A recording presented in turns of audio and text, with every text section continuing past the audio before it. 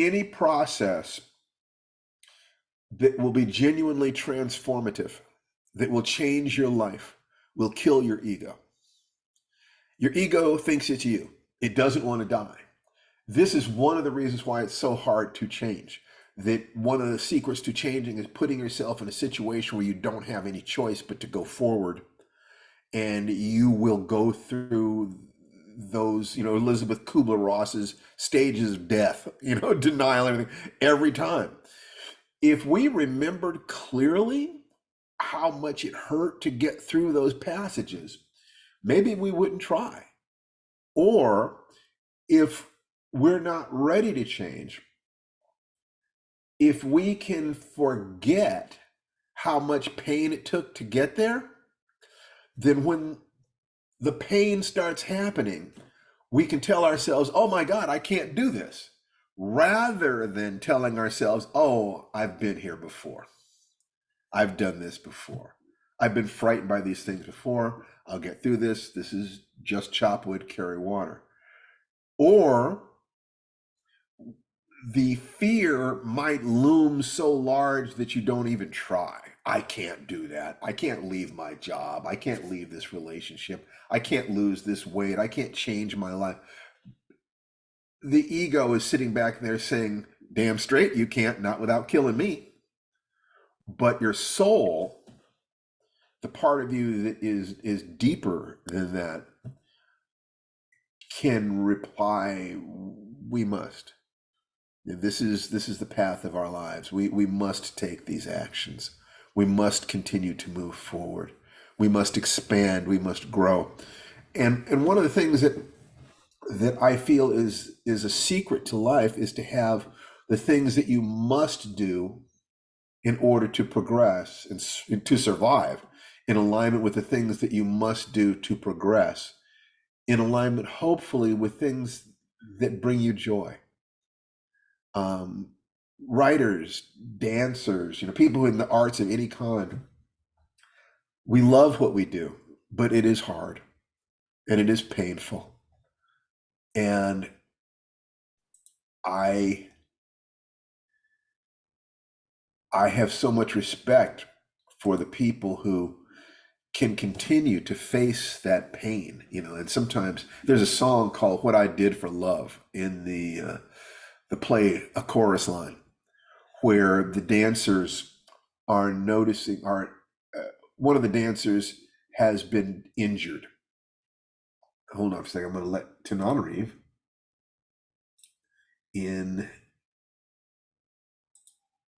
I'm going to make her co-host. Make Tananarive do co-host. Great. T, your co-host. They're all trying out for the chorus line. And the irony of the play is that we get to know these people as individuals deeply. But then the survivors, the ones who perform, are all doing the exact same movements like cogs in a machine. That's the only reason they're on the stage. But even that level of performance is something they love so much that when one of them is injured and taken away, and they're talking about the fact that they deal with this, that there's this thing that they love, that they know they can only do for a few years. They're not going to be able to do this for very long. And that an injury could happen at any time that cuts their career. And yet there's nothing else they would rather do with their lives. I knew that I would rather fail as a writer than succeed at anything else. I put my honor, my survival on the table. And I said, this is who I'm committed to being. When people do that, it's very difficult to stop them. It's very difficult to stop somebody who is willing to die before they quit. Every warrior knows that, and so does every mother. This is why I would rather fight a black belt than a woman protecting her child, because she has 100% clarity that she would die before she let anything happen to that child. And once you have that clarity, questions of what does the law say, or will I get hurt, all that stuff is out the window. The other person is worrying about that stuff. Your only concern is, let me die and take you with me so that my child will survive.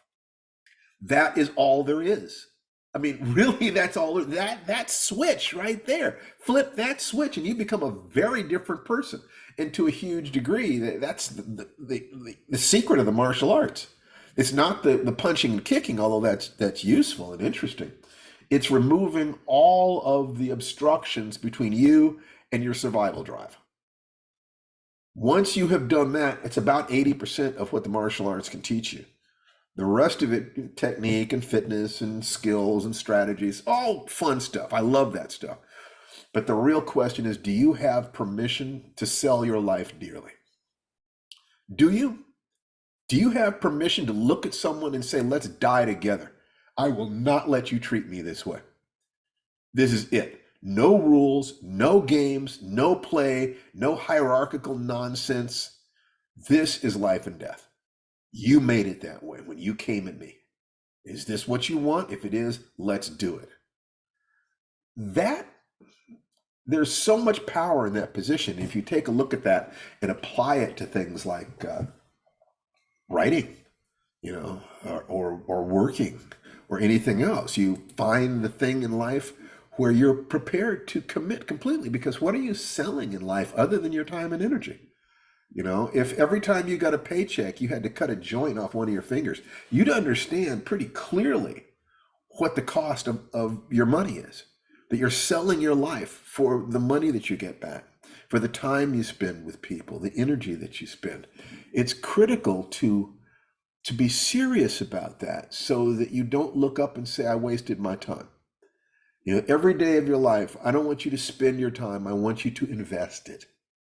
I want you to invest your time in coming closer to being the person that you truly want to be. Anyway, I don't know why I went off on that. You triggered a whole bunch of stuff today. The fire dance.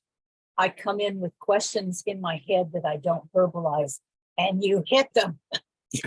Excellent. Well, that's what I'm here for. Anyway, so let's kind of get started here. It's so wonderful to see you, and let's unmute. Everybody just greet each other. Unmute. Hello, everybody. Hello, everybody. It's good to see you. Hello, family. Hello. Hey, fantastic. Hi. And there's my wife. Wait, are you masked up over there? Hey, I'm at a nursing home. Oh, okay. Well, that makes sense. Oh, yeah. That makes sense. And Yeah. I trust things are going well, sweetheart. Yes, well enough. I may be in and out in transit and whatnot, but I I am will. so pleased that this is my good lady wife, Tanana Reeve. We're celebrating her 25th anniversary. And I love her so much.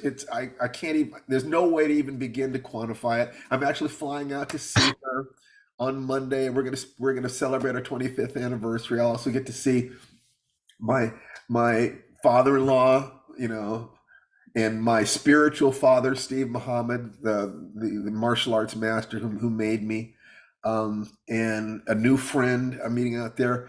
And it's just a lot. And Jason will be here by himself for 3 days, which is maybe the longest time we've left him totally by himself. But I think it's 4 days. 4 days, yeah, 4 days. That's true. So this is for all of us. It's an expansion, and it's a deepening. And I am so grateful that we're able to do this and not interrupt our time with you, because you guys are so precious to me. I love you so much that all week I think about what I can give to you, about what I can do for you. I wake up in the morning, on Saturday morning especially, thinking, who can I be? What can I do? How can I be more honest, more open, clearer, kinder? If I can do that with you, then I am that way all the time. And I believe that the 3 gates, is it true? Is it kind? Is it useful? Can take you all the way home. That whereas it's more difficult to do if you're dealing with in a war zone, or the mugger, or someone who's very antagonistic, it can be difficult. Do you owe a mugger telling him that you've got a $20 bill in your shoe? I say no. And it is unfortunate then that you have to lie, but that's just that's practicality in that sense. And the same thing is true in war. So one of the reasons that we say, war looses the dog, that war looses hellish behavior, cry havoc and loose the dogs of war, is because it is a disruption of ordinary social rules. And so people who cannot embrace the three gates are often people who are living in a war zone or believe that they are and understand that that's the world from their perspective. And you get to make some decisions about whether or not you would like to share that perspective. That we start out in life moving away from pain, but hopefully by the time we become adults, the basic things we need to do to deal with pain in our lives, or ideally, what I call an awake, aware adult human being, by the time you become an adult, you have your basic everyday behaviors set up so that they produce money, so that they take care of your body, so that they take care of the basics in your relationships. You've got that kind of on automatic. And then you get to ask questions. Having dealt with fear, because that's the automatic stuff, you can then get to ask, what makes me happy? What makes me joyful? What allows me to express love? And once you step into that and you fill yourself with joy, the next question is, how can I be of service? The meaning of life is to be joyful and of service. And the people who cannot embrace that are people who are still running away from fear. They are not bad people. Most anger and bad behavior is fear. And if you can help them deal with fear, they can then relax and kind of look around and realize that all their life sometimes they've been afraid without being able to admit that they were afraid, without ever having really dealt with their fear. And then they can ask, what makes me happy? And if you have a world of people who are not afraid of their fear, it's not that fear goes away, it's that you develop a different relationship with it. Fear is natural. The problem is when you are not aware of or in denial about the fact you're afraid, because then you're angry without understanding where it comes from, and you blame the outside world for how you are feeling. And it's not that there are not things in the outside world that need to change. It's not that you do not want to take action. But panic and fear and anxiety are not necessary. What's necessary is that you pay attention. Fear, panic, anxiety are the ways your body mind gives you a clue that something needs to be paid attention to. But once you've paid attention to it, once you've noticed it, it's like you feel a flash of fear, and it's that there's a dog. But then you notice, well, the dog is behind a fence and he's on a chain. So you've noticed the dog, but you've also noticed that there's nothing to be worried about with the dog. Now, if the dog is loose, then you take action. You go in the other direction, or you pick up a trash can lid, or you pick up a stick, or you say nice dog, or whatever it is that you need to do so that you are dealing with it. But just the panic part, the part where your senses are clouded because there's so much violent emotion, whereas we're all wired up with that, it's not necessary. And the masters in different disciplines look at somebody who's coming at them with a knife, and you better believe they're paying attention.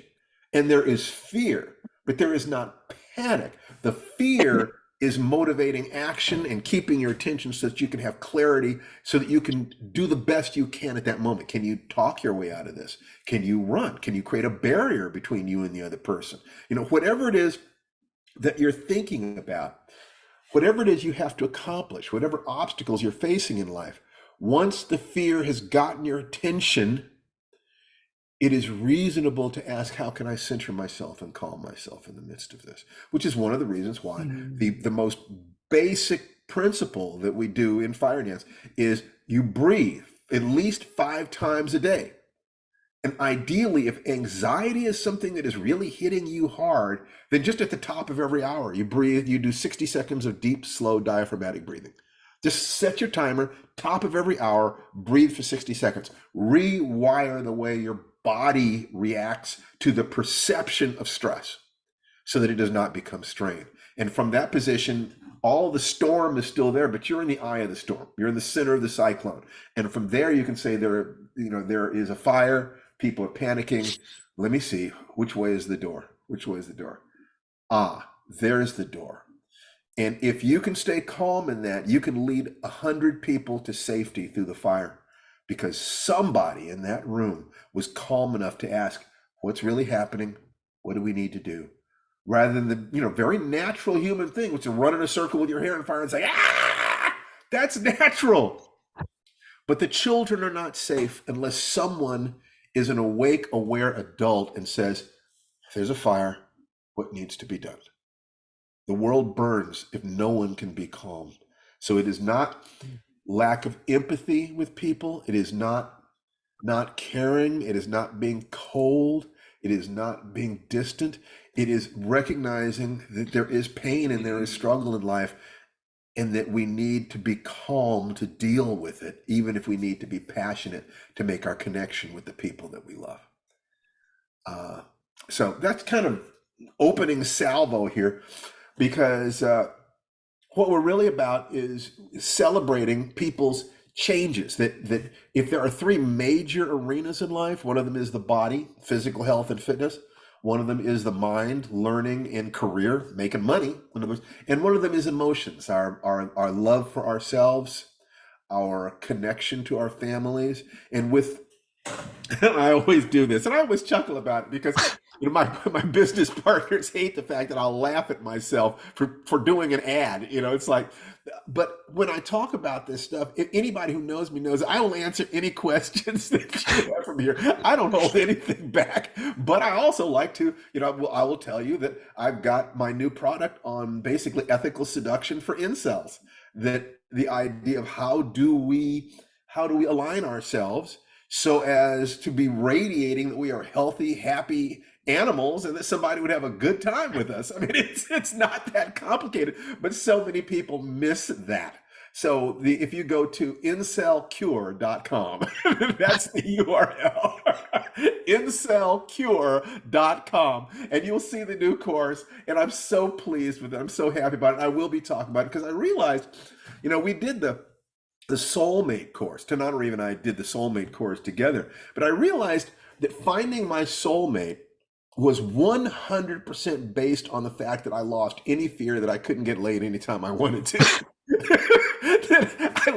I had to do that. I had to figure that out. Well, how does this work? What's going on? And it shouldn't be that difficult, but it is.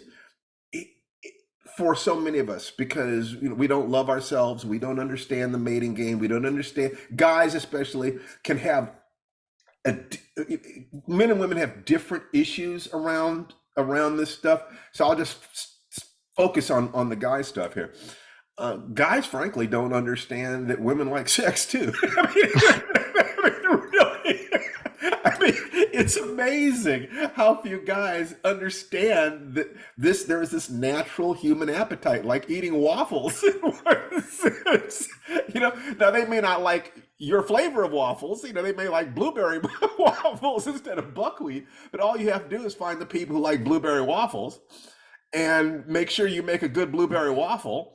And radiate to the world who you are. Every bird in the forest finds a partner, but you have to be a healthy bird, and you have to be able to satisfy what the instincts of the other birds say this would make a good mate, and you have to sing your song so that people know that you're there. So that course is absolutely about applying the three gates and the hero's journey to the question of how do I get someone to want to take a test drive with me? Because in a sense, that's kind of what sex is. Before you're ready for the big show of actually getting married and having kids, which the average human being in the course of human history has done. But before you get there, those test drives can be a lot of fun. just to be blunt about that. So anyway, that's my ad for that. It's incelcure.com. So before I go on, I would love to hear if anybody has a story about having improved themselves by 1%, because that's the whole thing. I want everybody to focus on improving themselves by just 1% per week. And the operating theory is, if you will spend 1 hour per week working on yourself, sharpening your axe, you will improve yourself by 1%. In other words, you can improve yourself by 1% for every hour that you work on yourself every week. So the Fire Dance broadcasts are designed to be one of those hours. But for God's sake, if there's a lot of stuff happening in your life, put an hour in every day. You know, should going watching YouTube videos with mentors and people who you admire, people who are going to lift you up, that you're going to feel, you know, when you turn it off, you feel better than you did when you put it on. How many people do you know who doom scroll? The first thing they do every day is go on the internet and find something to be depressed about. Who knows people like that? Yeah. Yeah. Sometimes those people are in the mirror, by the way.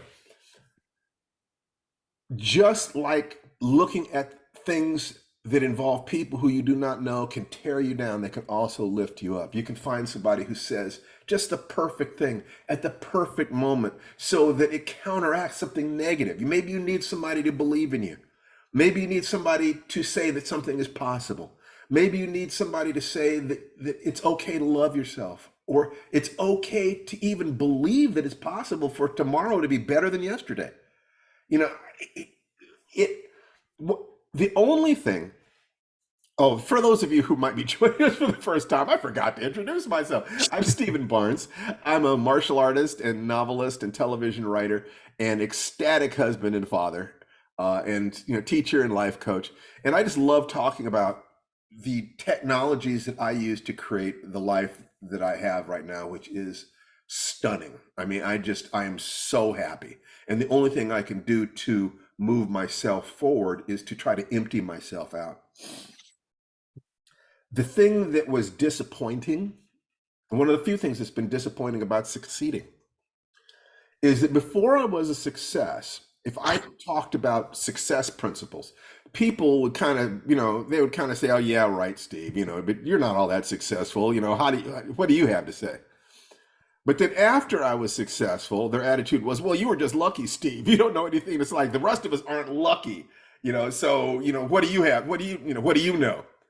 And now that, quite frankly, to be honest with you, I accomplished everything I set out to do when I was a kid. I wanted to be a martial arts master. I wanted to master writing, and I wanted to have, master relationships. I think that if one says that being ecstatically married for 25 years and raising a family isn't mastering relationships, I don't know whether, what that would be. There are obviously levels beyond levels beyond levels. If you look at somebody who does just a little bit every week to improve, before long, they're in a different territory. They do not look like the person you used to know. And it isn't that they transformed magically. If they did, they just took another step toward the mountain every day. They stumbled, they hit the brambles, they got tired and frustrated, but they kept going. And so now people are accusing me of having been privileged. And so it's like, I think that's the fear thing. That's their ego saying, I have to believe that I did the best anybody could do. It's not enough to do the best they could do with the resources they had. And I've been confused sometimes, about, I don't know what privileges they think I had. Are they saying they think I was just smarter than them? It's rarely that. It's very rarely that. So it's like, okay, so you're just saying I'm smarter than you, and that's so why I was able to do these things. Well, no, I'm not saying that, Steve. It's frustrating because all I want to do is, every day you see people who are in pain and fear and their disappointment, and it's like, I don't want to be like the therapist. There was a story: the two psychologists work in the same building, and they're traveling in an elevator. And there's one of them is young, and the other one is older. And the older guy is just kind of humming, and he looks great. And he looks like this is at the end of the day. They're coming down the elevator, and the younger guy is a shambles. He is a mess. He's just like, and he's looking at the old guy. He says, "I don't understand you." All day we listen to these stories of heartbreak and loss and infidelity and crushed dreams and lost businesses and disobedient children and depression. And how do you listen to all that and not have it affect you? And the old guy says, "Who listens?" I don't want to be like that. I want to be able to take that in and have something useful to say. So, with all of that framework, who's got a story of having improved by 1%? DeBorgia, love to hear from you, sweetheart. Oh my God. Yes, I'm really excited Yeah. because I paid attention to what you said to me last week. And Oh, I actually bless you. tried that. I actually tried that get it done before one thing. Yeah, done by one. Done by one. Now I'm going to tell you my I'm not going to say downfall. What I can drift into and habitually is that if I don't do things precisely, I stop doing them at all. Mm. However, so I did 4 straight days of getting it done before one. And I was absolutely, and now mind you, I've written 20 sentences this week. All you have to do is write one. If you set it up so that just writing one sentence is your win, then the rest of it is play. Oh gosh, it was just pouring out of me on 2 separate stories. But Delighted. the thing is that I did that, and then I did not do the next couple of days by one. So all you have to do is figure out why you stopped yourself. That's what I've been doing. So I sat down and I journaled. Why did this happen? Oh, because you didn't get enough sleep last night because you stayed up too late and you didn't do your nightly routine the way you should, the way you know that works for you. So you didn't get enough rest. So you were all thrown off kilter because you got up so late and blah, blah, blah. Okay, here's something for you, DeBorgia. Yeah.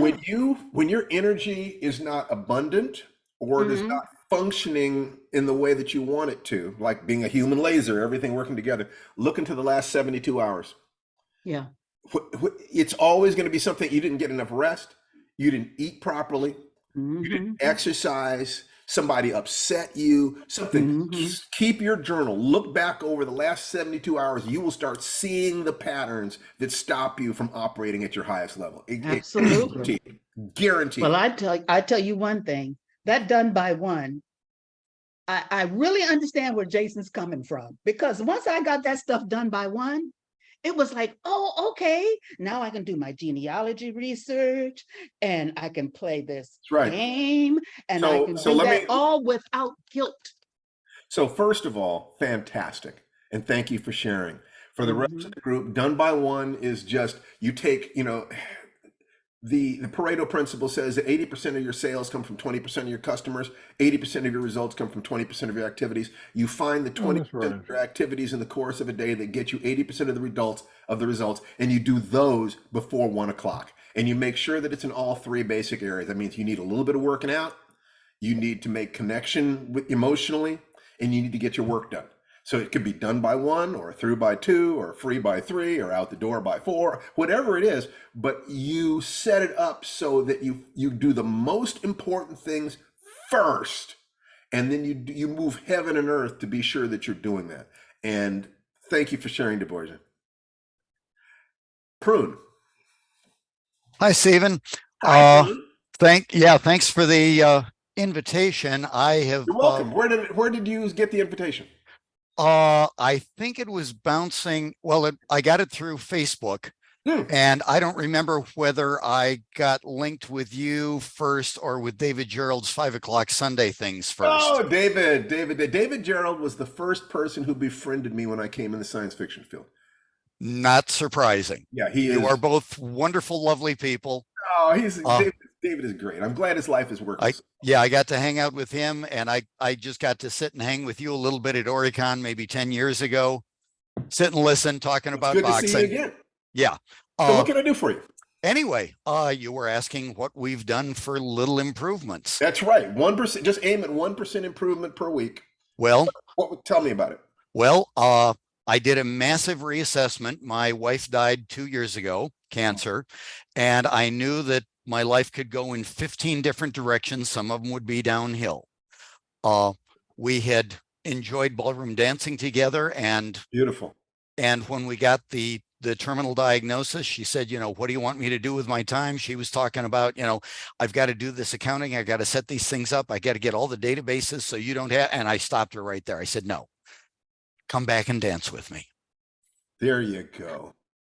Well, Good. I took a week off our private lesson the day after she went into hospice, and she died a week later. I took that lesson off, and the week after that, I was back on the floor. Tell me that clarity, both your love of her and the clarity about needing to continue on with life is remarkable. I would like to know what values and beliefs you had that got you right back out there. How did you do that? Well, number one, our dance instructor and is one of our acquired daughters, people you just find in your life. Yes. The other acquired daughter is a gal that my wife mentored through art school while my wife was getting her doctorate in philosophy of visual art. So there's a lot of life story behind that. My background is I'm a preacher's kid. I'm now a preacher in my own right. My dad did it. Well, my dad did it with 4 years in seminary. I did it with $25 to California. But I do weddings, I do counseling, I did career counseling work, etc. In college, I was a telephone crisis line volunteer for 3 years, one shift a week. So I've got a lot of tools. And in the 5 years before Deb died, I counseled 4 people through losing their spouse. Yes. So a lot of this was taking my own advice. Excellent. And I was glad to find out that it works for me as well as for other people. One of the best breakthroughs I ever had in my life, and I talk about it in the Incel Cure book. There's an expression that from time to time life gives you a cubic inch of opportunity. And grab it or it's gone forever. I was alone. My first marriage had blown up. I'd lost everything, and I'd lost my sense of who I was. This was about 30 years ago. I remember you writing through that period. Yes, and I asked myself an important question. I got myself out of my funk by asking myself an important question. What would I say to my own student? What would I say to a client who came to me with this set of problems? And that gave me the emotional distance I needed to get out of my needy, wounded, abandoned child and start saying, I need to deal with this. My son needs a father. My daughter, it was before my son was born. My daughter needs her father to be an adult here because this is a dangerous situation for the family. So stepping out of my sad sack, the fact that life has so many incredibly painful things that happen to us and that love can have a cost like that. And then ask myself, why am I in love with life anyway? With all of this, why is life wonderful? The trees are there, but there's space between the trees. Let me find the space between the emotional obstacles. And I had to shrink my ego down to the size that I could get between the trees. So that perspective, the fact that you had helped other people, gave you the tools you needed, and then you found the perspective to be able to step out of your pain and look at the situation as a problem to be solved, as a situation to be dealt with. My guess is that you knew that if you continued to dance, that dance was a metaphor for you for life in a way that you and your wife. It's, I told Deb, and I've told Laura, the dance instructor, as well, whatever's going on, I know that's where I can go. The music starts, she steps into my frame, and for the next 20 minutes, nothing hurts. There you go. And by the way, first of all, total admiration for what you did and total empathy for what you went through, which is, the cost of love. Yeah. It's like I tell people, it hurts because you did it right. That's right. If it didn't hurt, you didn't do it right. And what I needed to do, what I knew I needed to do, because, Deb and I saw this coming 5 years off. We had plenty of time to say goodbye, to make our peace, etc. Beautiful. So it's not like something got ripped away suddenly from me. We had plenty of time to deal with it. And she died in hospice in our family room, and I was there with poetry and music and whatever else she needed. And it was just, you did it right. Yeah. Yeah, But I'm going to guess something about you, Prune. Hmm. You're going to have a good death. I expect so. Yeah, yeah. And it's You're going to do it right. You're a good the, man. I the like only you.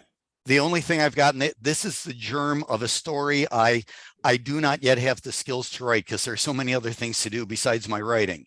Well, Is if you would like, Yeah. go ahead. If you would like to use this frame as a motivation to write, Oh, if- I've been using you as a motivation to write for years. okay. It's just that I have so many other things I want to get good at that I haven't yet chosen to put the time into the writing.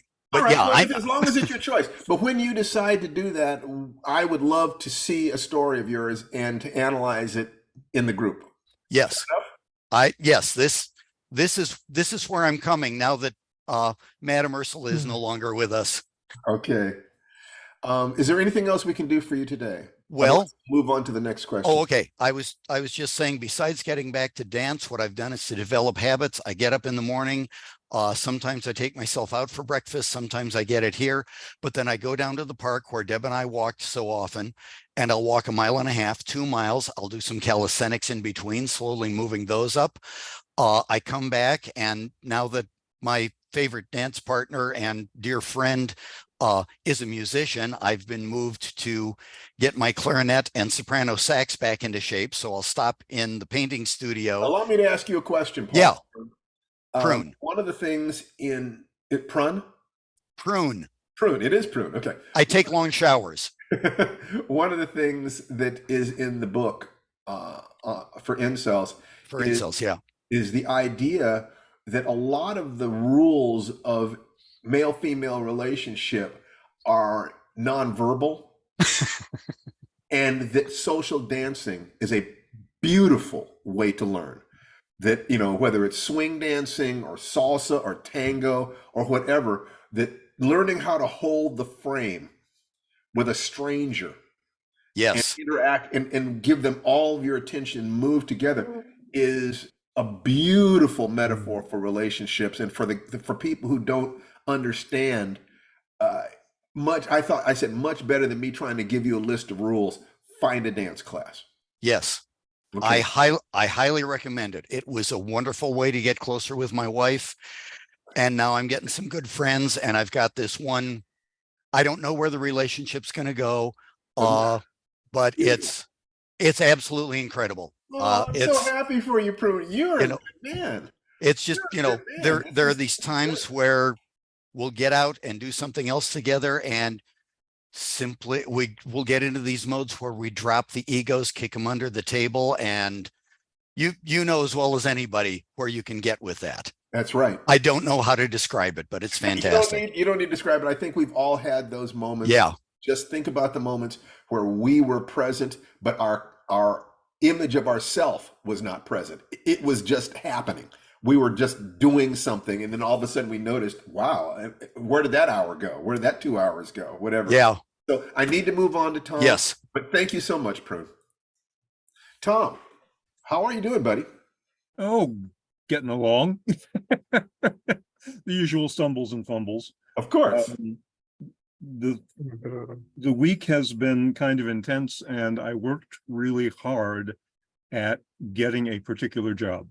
And luckily, I found a good recruiter, someone I could talk to and who could talk back to me.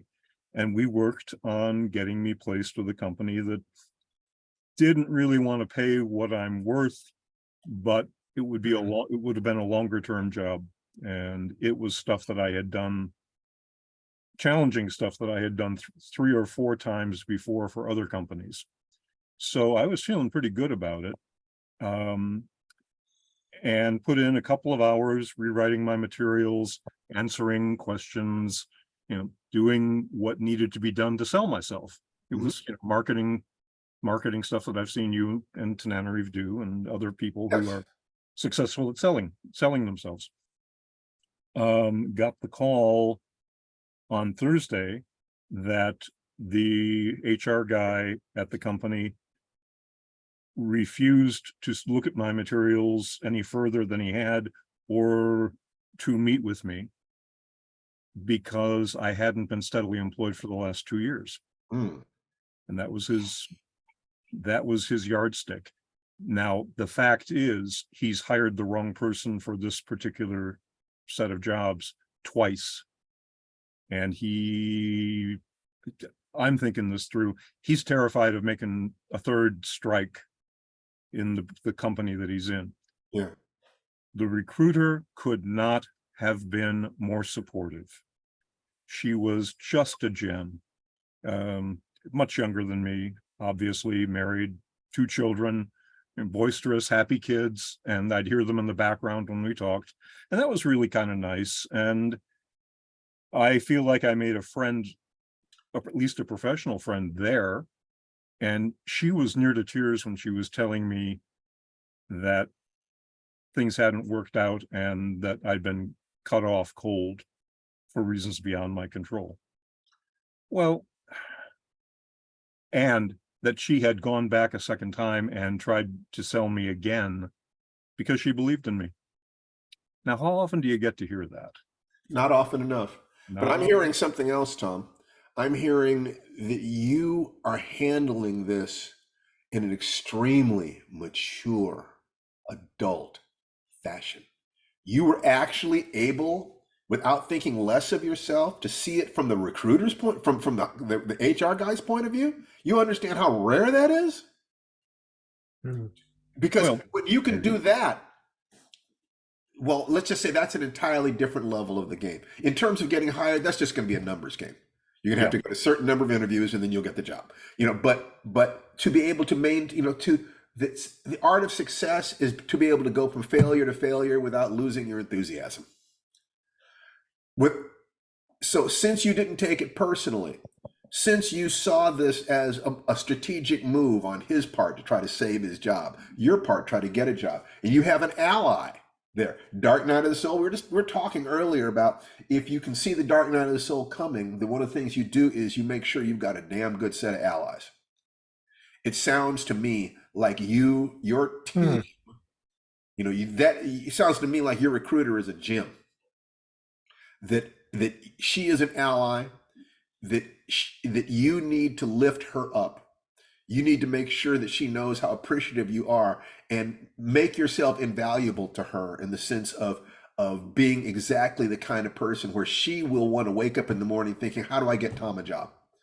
Because Tom appreciates, Tom understands, Tom is a mature adult man. There ain't that many mature adults around, male or female. So what you did this week, I would say that was more than 1% improvement, Tom. Well, you handled your mud. And made a coffee cup out of it. That's right. That's right. Actually, now you're talking. You made a coffee cup out of it. There is an irreducible amount of mud we're going to get in life. Let's all make coffee cups out of it. Boy, I could have a whole cupboard full, couldn't I? Absolutely. No, I made it a point to tell her, the first words out of my mouth were, you did everything right. Don't feel like you failed. We had this to deal with, and I told her my sense was something's wrong at the client company.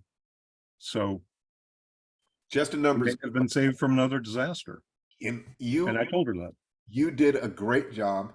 Thank you for bringing this to us so we can support you and praise you. Everybody unmute yourselves and cheer Tom. Way to go, Tom. Thank you very much. You did everything right. Well struck. Thank you very much. You dodged the bullet. Great job. Well played, Tom. From my heart, Tom. And the other good news is I started 2 more short stories for your 5-page maximum.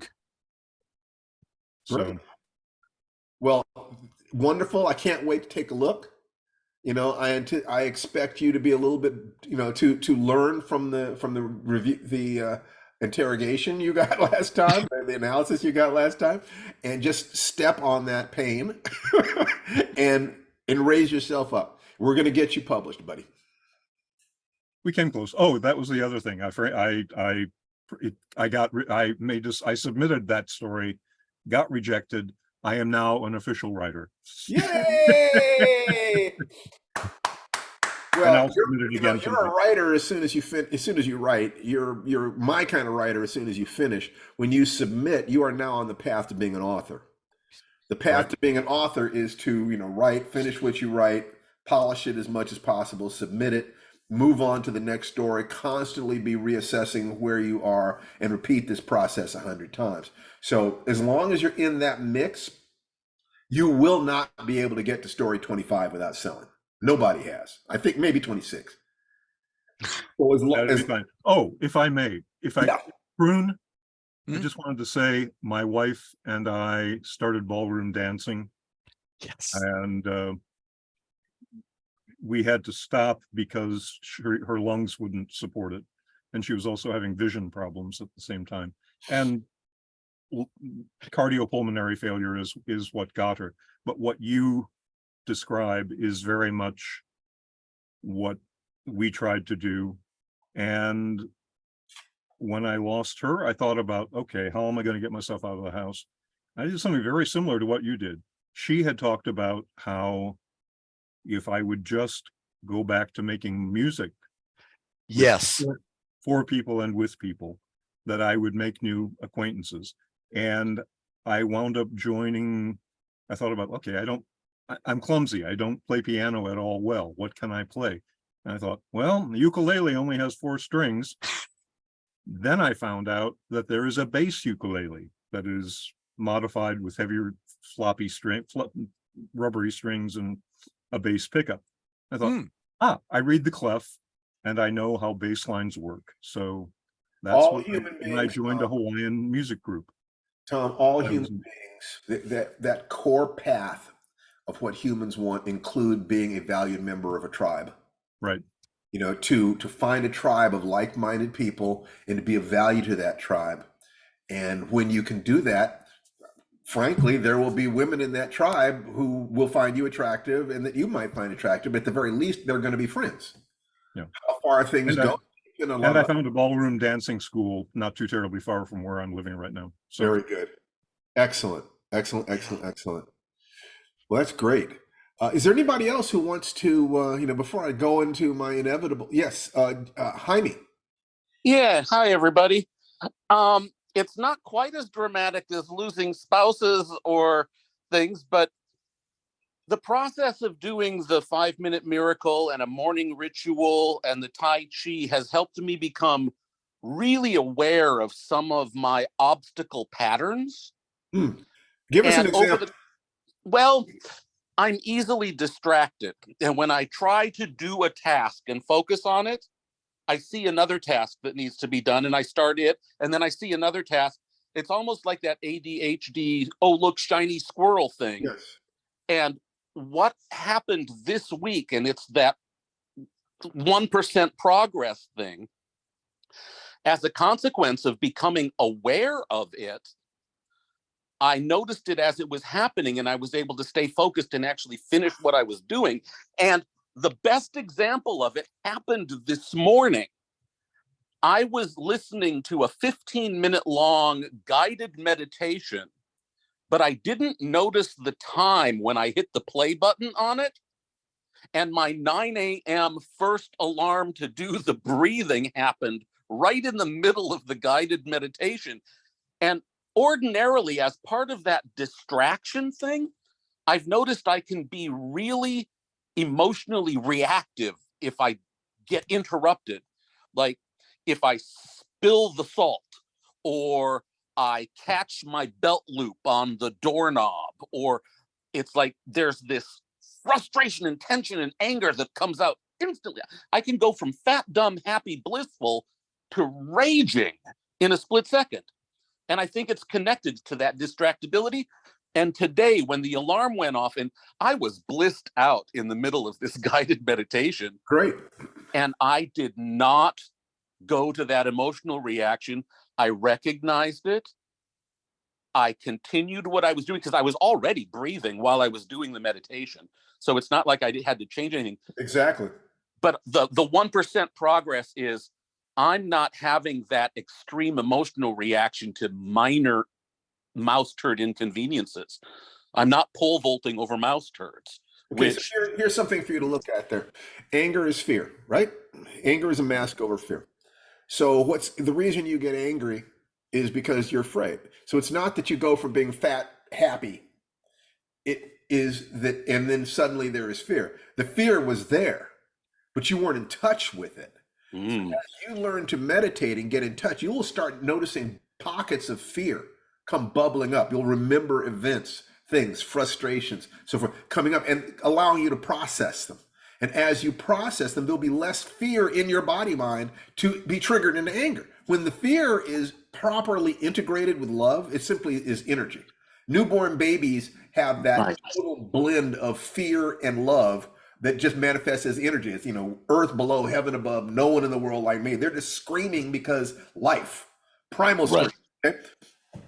So as you're working on your weight, there's some things you're working on there. Yeah. The fact that you have been burying emotions, Right. you want the techniques that will make it possible for you to process those emotions safely. And as things come up, be sure to keep a journal of this stuff so you can look back over it in a year from now or 6 months from now and look at your progress.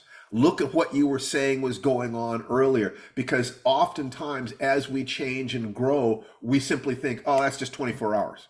We stop giving ourselves credit. We stop celebrating for the beautiful things that we've done in our lives. Everybody on here is someone who's actually committed to changing themselves, actually committed to being honest and healthy. That means that they have run into the real crap inside us, the real stuff that's there. When you get in touch with that, you also get in touch with the real beauty and the real Yeah. joy. So fantastic, Jaime. Great stuff, buddy. Thanks. Karen. But by the way, before you speak, Karen, your hand is up. Prune, was your hand still up for a reason? Okay. So Karen, how are you, sweetheart? One of my oldest and dearest friends. Oh, you're muted. Unmute yourself.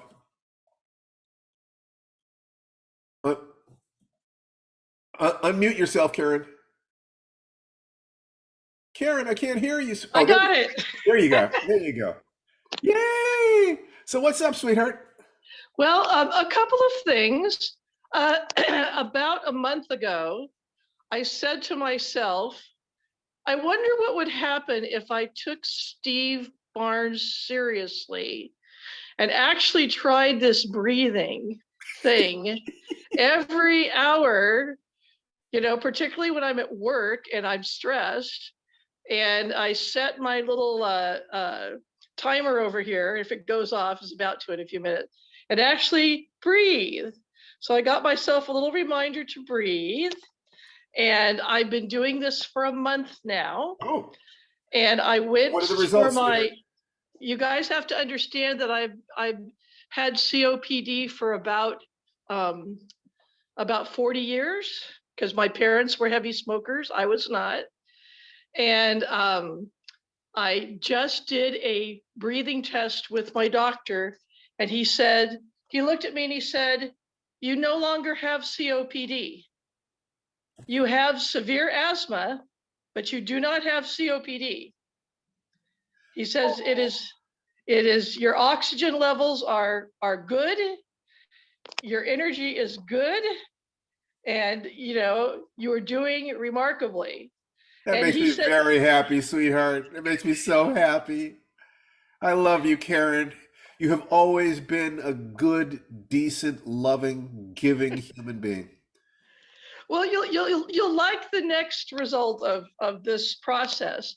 So I was doing my breathing about a week ago, and I woke up on a Wednesday and I said, look, I have a body. I'm in a body.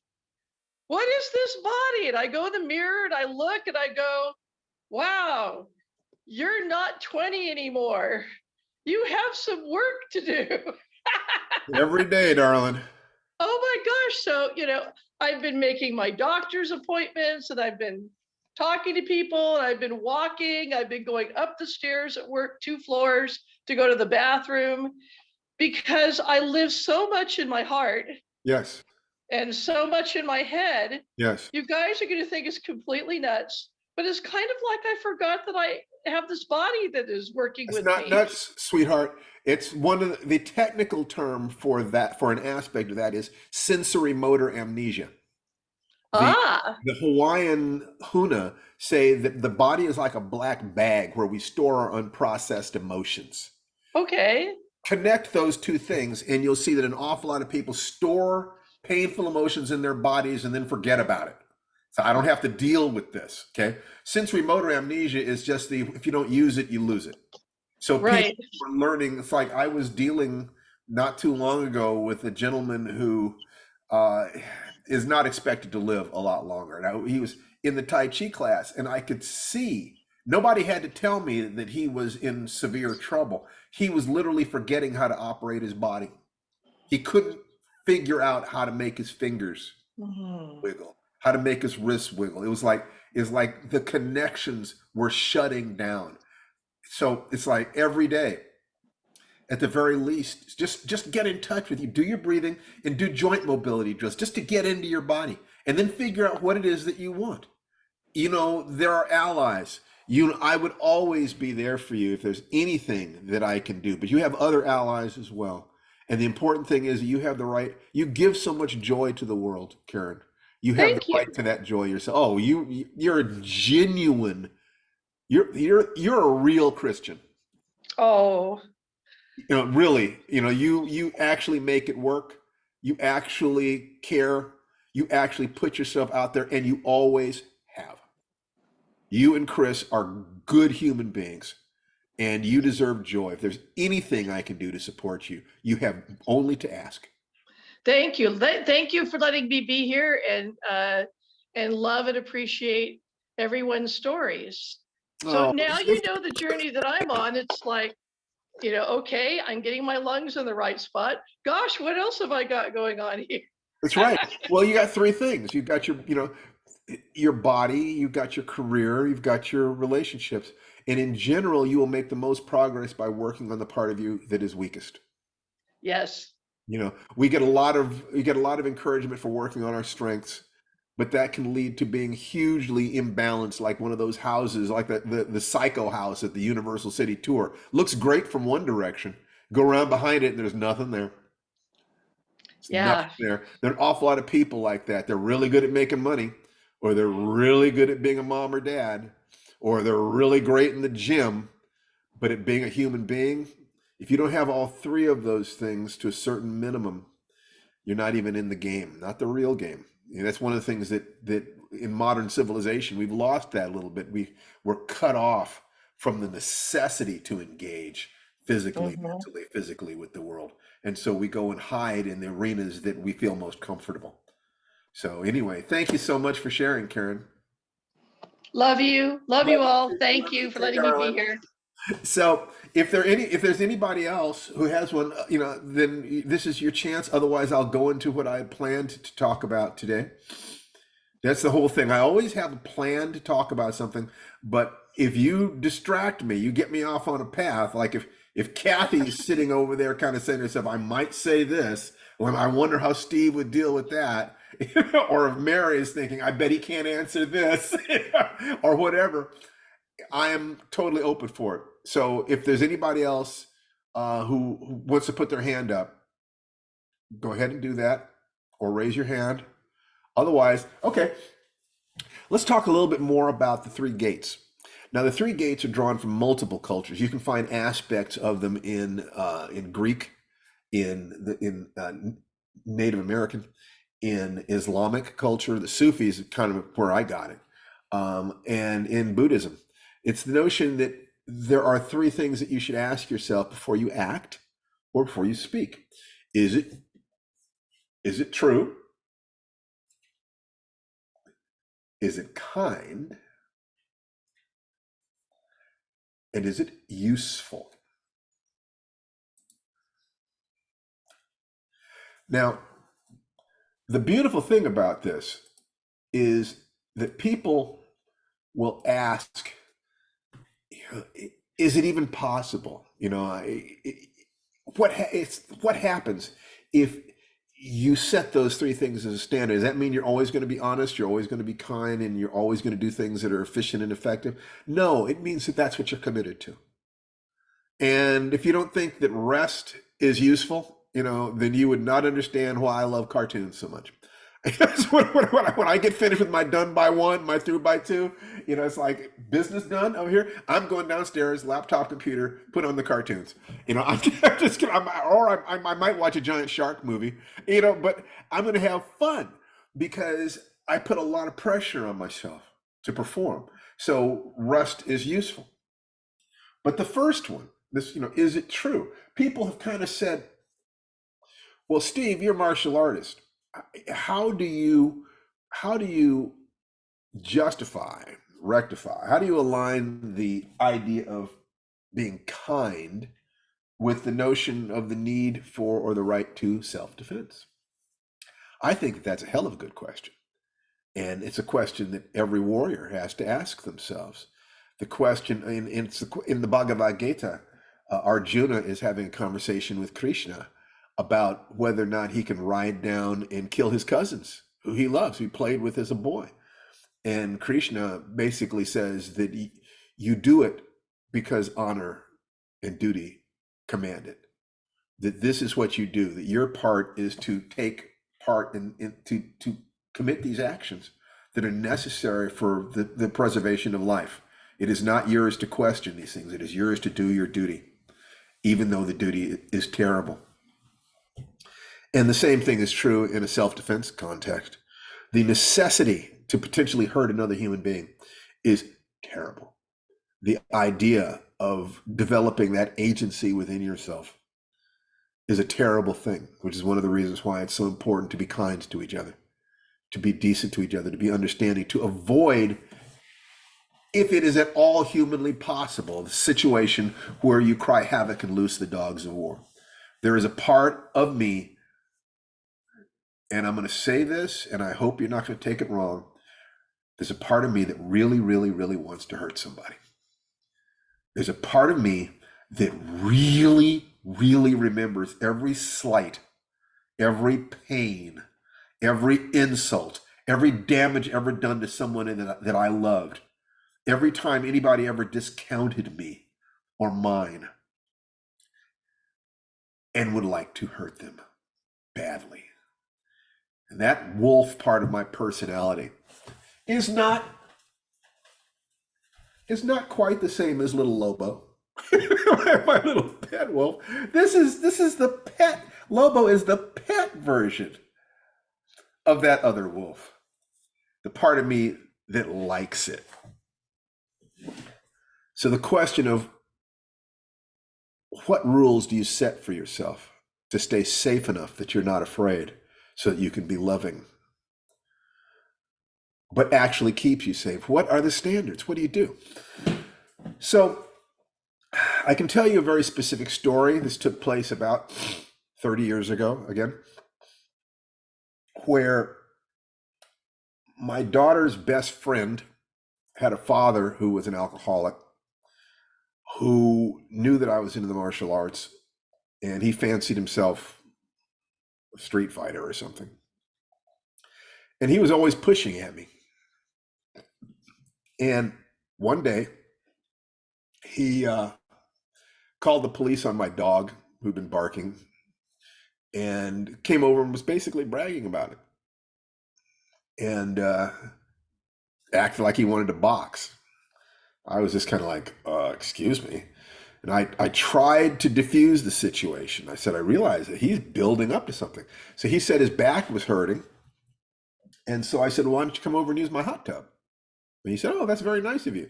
So in about an hour, he comes over in a swimsuit, carrying a towel. And in the towel is a gun, a little automatic. And I said, he asked me to hold it for him. I said, why are you carrying a gun? And he said, well, he's having some stress with his boss, and he's worried about his boss. And he and his boss are having a lot of problems, and his boss is really ugly, and his boss looks just like me. And I said, This is getting out of control. This is dangerous. So I talked to one of my teachers, Harley Swiftier Reagan, who taught me Native American shamanic practices as well as judo and jujitsu. And I told him what was going on. I said, I don't know how to deal with this situation. I don't want to hurt let's call her Becky, the name of the little girl that was Nikki's friend. I don't want to hurt Becky's daddy. And Swift said to me, don't you understand that's why he's going to hurt you? Don't you understand that that's what he's counting on? He's counting on the fact that you don't want to hurt Becky's father. And that's why he's going to hurt you, Steve. And I said, oh, crap. What do I do? What do I do? So I went home and I started thinking about this. It was like, how do I deal with this? I don't want to hurt Becky's daddy. I really don't want to hurt Becky's daddy. No matter how I looked at it, I couldn't wrap my mind around this. And then I thought to myself, wait a minute. He's trying to hurt Nikki's daddy. And the instant I thought that, everything shifted inside me. Literally, it was like a switch was turned on. It's like, oh, wait a minute. He's trying to hurt Nikki's dad. He's trying to make my daughter an orphan. He's trying to make my wife a widow. Wait a minute. Everything shifted. Suddenly I had clarity because kindness to me and him, I'm thinking, oh God, what am I going to do? But the question of my daughter, who was more important than me, kindness, there's no universe in which it would be kind to let my daughter lose her dad. Given the fact there is no universe in which that is a kindness, I then get to ask, well, what's the best way to cope with this? I remembered another one of my teachers who actually passed away just a couple months ago, Dr. John LaTourette in Medford, Oregon, who was a wild man, crazy man, had a PhD in sports psychology. And he's just one of these human wolves that you meet who just, you do not want to mess with them under any circumstance. Fastest human being, just insanely quick. And liked to hurt people. And he told me that he was sitting in his office in Medford once, in his office, door closed, and he heard somebody come into the outer office, big truck driver type. And he said, I want to talk to the doc. And he had people come in trying to challenge him from time to time. So this was nothing new. And so he sat in his office and he looked at the door and he reached into his desk and he pulled out a gun and he put the gun on top of his desk. And he imagined the guy walking through the door.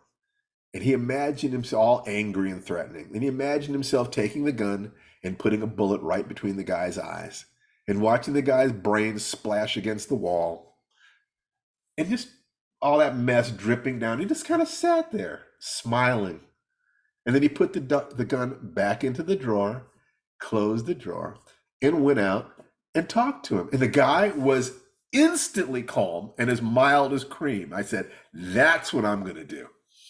So I sat in my living room and I imagined Becky's father attacking me. And I imagined myself absolutely taking him apart. I mean, in enjoying the process. I mean, breaking him into pieces. It was vicious. And the part of me that enjoyed that viciousness was smiling. It's like I just got totally into that space. Then I kind of smiled and I stood up and I went to Nikki and I hugged her and I kissed her on the forehead and I went and I kissed my wife.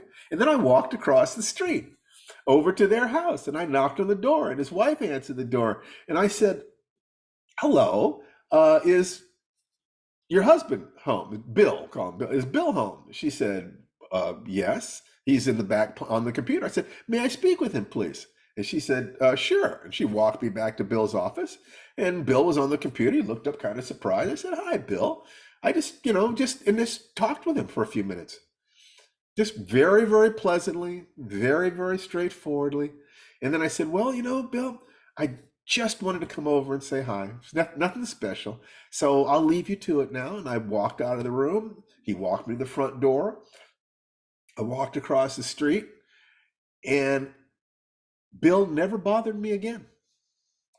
And I found out from his wife that right after I left, he turned to her and said, that Steve Barnes is really a nice guy.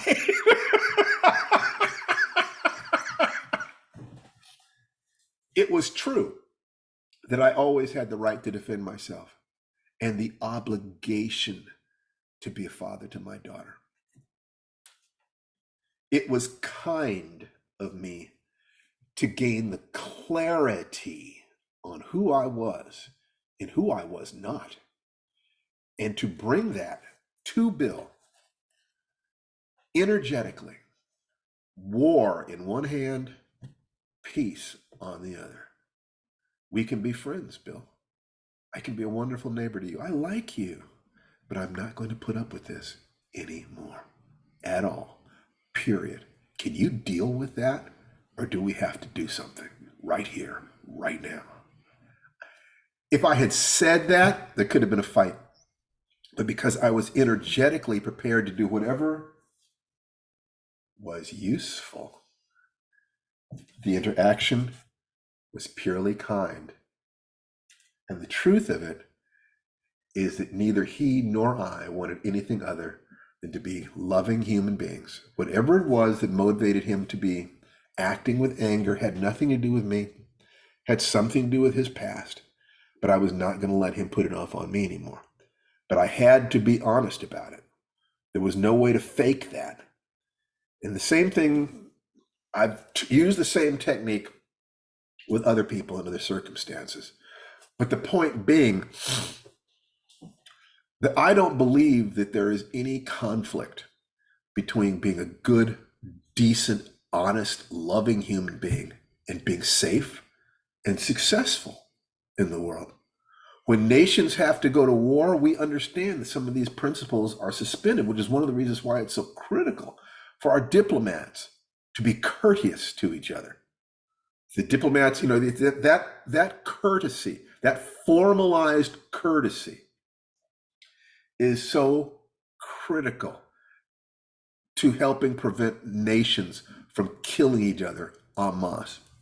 Mikhail Gorbachev was asked, what was the moment at which the Cold War ended? And he often gave kind of surface answers about that. But somebody nailed him down and got him in the right mood, in the right place to get an answer that was not the standard answer. And he said, it was Ronald Reagan, that we were sitting in negotiations and they saw us as the evil empire and we saw them as the capitalist pigs, and we're arguing with each other. And suddenly Reagan stood up and walked away from the table. And I was like, what? Where is he going? Then he turned around with a smile and came back and said, let's start over again. I'm Ron. May I call you Mikhail? And the instant they started dealing with each other as human beings, and if you remember Sting's song, if the Russians love their children too, we don't have anything to fear. The instant we see ourselves as human beings, not male or female or black and white or Russian, American or gay and straight, but people, human spirits, trying to make it through life, moving away from pain toward pleasure, being the best people we know how to be, loving as much as we know how to love. Whatever potential for peace there is can exist. And if there must be war, it can be fought as ethically and cleanly as possible, with as much concern for healing as killing. We have the right to feel safe in the world and defend ourselves, but I do not believe that being honest and kind and paying attention to what is actually efficient and effective is anything other than the best safety rails for our souls that we can possibly have. It is hard, but I believe it is worth it right down. So, Any more comments, questions, or requests about anything? Doesn't have to be that you've got something going, you got your 1% or your 5%. We heard some great shares this week, but any comments, questions, or requests about any of this, the 5-minute miracle, the morning ritual, fire dance, life writing, anything that I can address or that you wanted to share or ask. And it might have to do something with writing, or the techniques of doing these things. This is your time, and you can't embarrass me with a question. I mean, the worst that'll happen, I say, oh, I don't think I'm going to answer that. But frankly, people really don't ask me questions that I'm not willing to answer because I'm a fool. But so what you got for me? Let's see. Michael Dobkins. Yeah, unmute yourself. Hello, Michael. Hi. How you doing? Could be better. What's going on? I'm kind of a month away from making a transition, and I have no idea where I'm going to end up. Okay. I am looking for work. I will have to be out of where I'm living, and kind of feeling trapped and not making progress. Okay. Oh. So the specifics of what's going on in your life are unknown to me, and what's going to happen after a particular point are unknown even to you. True. So the only thing you can do is sharpen your axe. You don't know the tree that's coming. Correct. So the first thing I would beg you to do is to integrate the breathing at minimum of 5 times a day. And if you are dealing with stress, then just do it every hour. So for 60 seconds of deep, slow, diaphragmatic breathing. Do you know what diaphragmatic breathing is, my friend? Yes. Okay, good. Your belly is going out when you inhale, in when you exhale. 60 seconds of that per hour. Deep, slow, centering yourself. Take a little mini vacation. Doesn't take this not more than 15 minutes a day. But if you will do that, that will start you. Okay? And if you will do that, if you can commit to that, never doing it less than 5 times a day, once every 3 hours, but trying to aim at it every day. If you will do that for the next week, come back next week, tell me your results, and you will have given me a platform on which I can help you further. All right. Thank you. If you will do that, I swear I will take time to talk to you. Thanks. You're so welcome. And you're so welcome here. And these are good people, Michael. And we're all committed to kind of sharing on this mysterious path. If you look at the hero's journey, which tells us the road between any 2 places in our life, there are 10 discrete steps to that journey. The hero is confronted with a challenge. Initially, they will reject that challenge because of fear and uncertainty. Okay? But either they will choose to accept it or life will force them to accept it. That's kind of where you are. You got to make moves. So there's going to be a road of trials, which is going to be the behaviors, the actions that you're going to have to do to get from where you are to the next level, that place of safety. Along the road of trials, you will meet allies and gain powers. So asking yourself, who are the people who could help you? The mastermind principle in Think and Grow Rich is the only known way to compensate for a lack of internal resources. In other words, you might not be smart enough to handle the situation, but there are smart people out there who might like you as a friend, who you can join together to brainstorm. And if you can define the resources that you will need, and in this case, what you need, since you don't know exactly what's going to happen, what you need is to be the smartest, most balanced, clearest version of yourself you can be. Confident in the belief that you deserve joy and that you're capable of producing safety for yourself. That from that position, where there's a place inside you that kind of says, bring it. You know you have survived countless things in the past. You know those things caused fear, and that there were many of them where you were able to deal with it anyway. And part of it is that part of you that believes that you deserve joy, you deserve survival, and has teeth, that is willing to absolutely do the best you can do or die trying. That if you're at peace with that, and you calm yourself and you say, I'm looking for what resources. And for instance, a place where every week you can go and talk honestly about what you're experiencing, where people will not judge you for it and will support you, might be the kind of resources that you want. That might be us, or it might be some other group. But be sure that you understand that resources and are part of it. Okay. Once you get there, the next step is that you have your confrontation with evil and are defeated. So it is absolutely common, and the movement between one level and next, that you're going to do the best you can and smash up. Get ready for it. Something's going to go wrong. The way through that, you're going to experience depression. It's the dark night of the soul, where it feels like nothing you're doing is going to work. Natural part of the process. The way through the dark night of the soul is called the leap of faith. And the leap of faith is always faith in one of three things: faith in yourself, faith in your companions, or faith in a higher power, or the workings of the universe, however you want to put that. So knowing that you're going to crash and burn and feel depressed, and that the way through it is to have faith in something different from yourself, different from your ego, the ego that took the beating, allows you to start asking right now, well, when I hit depression, who would help lift me out of it? What can I do that will get me moving? Because it's a natural part of the process.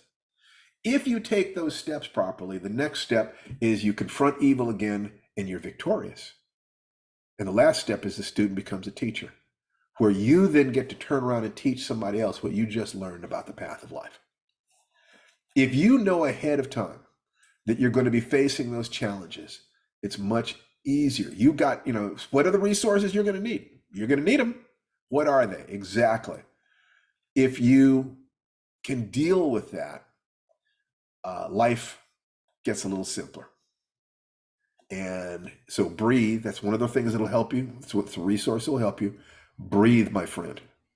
And then next week, maybe we'll work on helping you develop a morning ritual, so that every day when you get out of bed, you're setting yourself up for the best possible day imaginable. That's what Fire Dance Tai Chi is about. Like I said, it's at firedancetaichi.com. Yes, it is. But you come to these meetings, I will give you everything that I possibly can, just because I love you.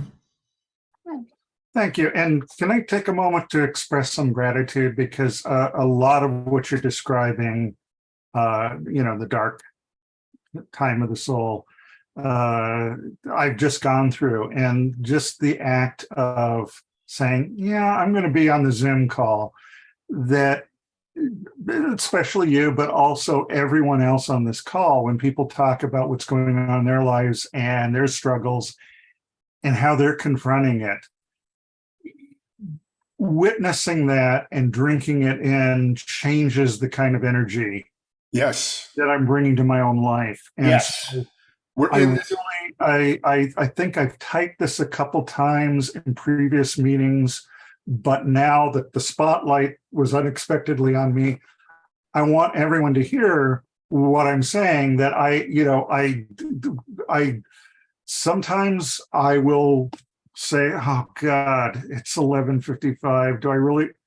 And I will come, and people may be getting discouraged, or like today, we just had this incredible thing of people facing some things that are bigger than what I'm facing, and coming at it with a plume and style and conviction and positivism, which is one of my big struggles.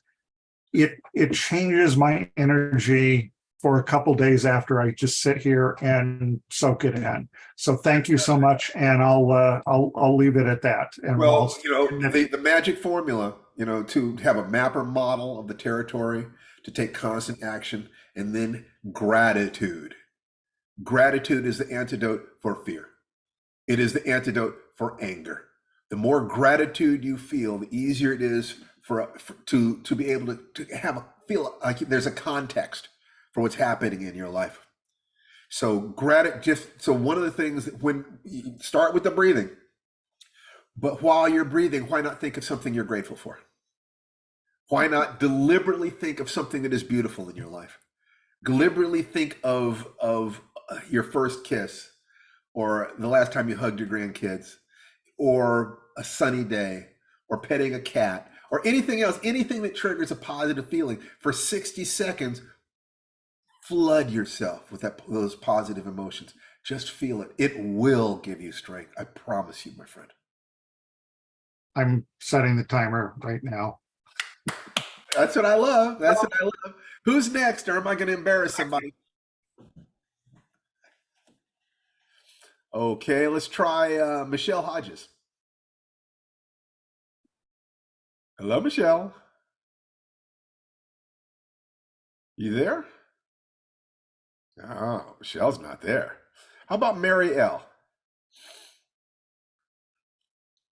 So let's see. My 1%, I have been working on spirituality Yes. and getting in touch with who I really am, not who the world says I am or who my ego says I am or any of that.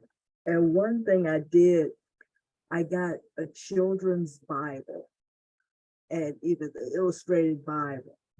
And I read that Bible every night until I finished the 800 and some pages.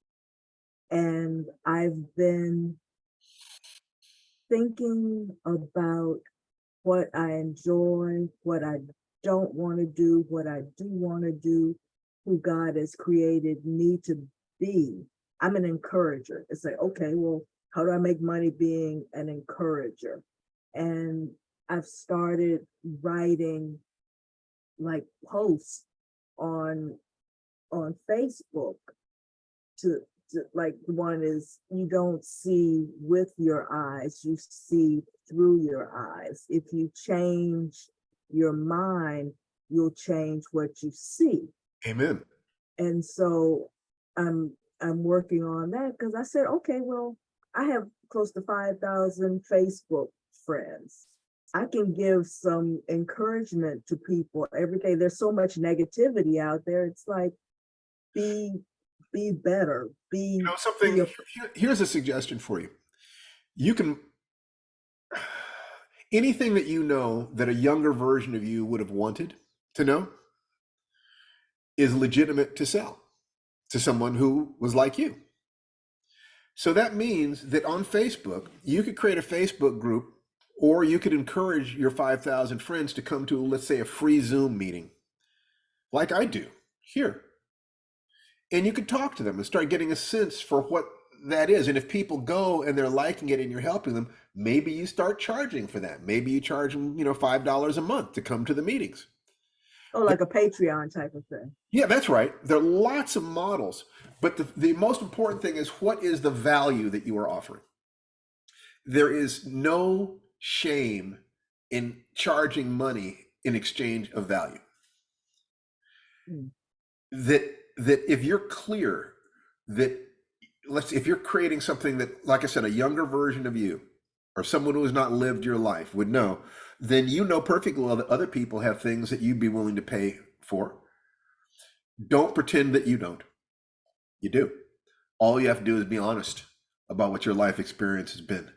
And then you find the things in your life where you can honestly say, I used to have this problem, I found this solution, and now I'm at this new position. You become the ally in somebody else's story. You are the wise woman who they met along the path of their life that helped them, just like there have been wise women and wise men who helped you.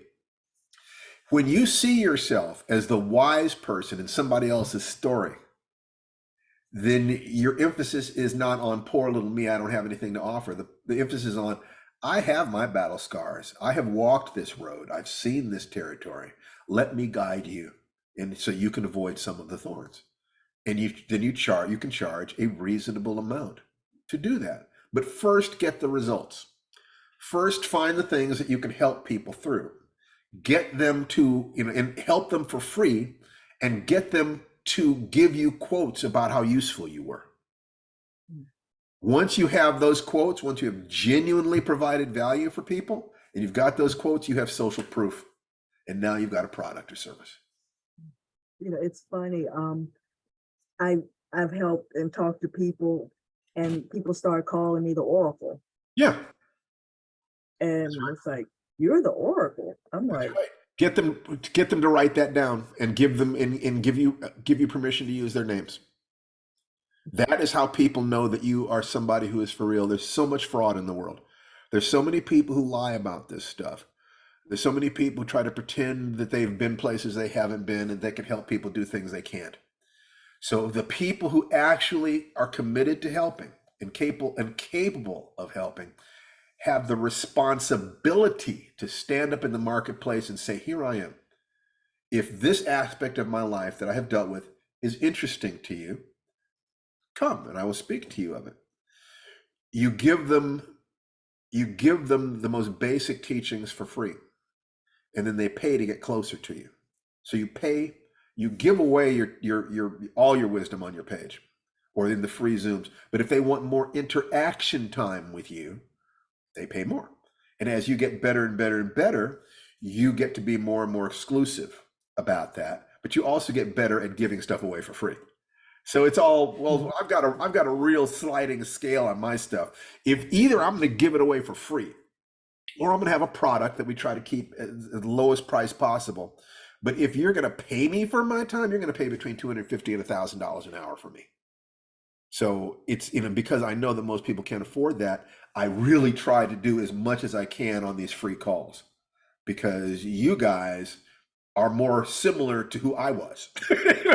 I was not somebody who could afford $1,000 an hour. So by helping you, I'm helping a younger version of myself, and I'm being true to my teachers in that sense. But all you have to do is identify, how can you help somebody with their body? How can you help somebody with their mind? How can you help somebody with their heart? If you've ever helped people with those things, you have a product or service you can offer. Okay? well, look, thank you for calling on me. You bet. People get shy. It's okay. And speaking of shy, hello, Kathy. Hello, Steve. Yeah, so you're going to be my last one today because it's just about time to quit. What's up? Yeah, you're gonna call on me at times, Steve. That's what you're gonna do. That's what I'm going to do. That's what you're gonna do. So I'm going to. We've had so many inspiring stories. I'm just going to say that I usually put a little note in the side of my notebook in case you call on me, because you have that habit.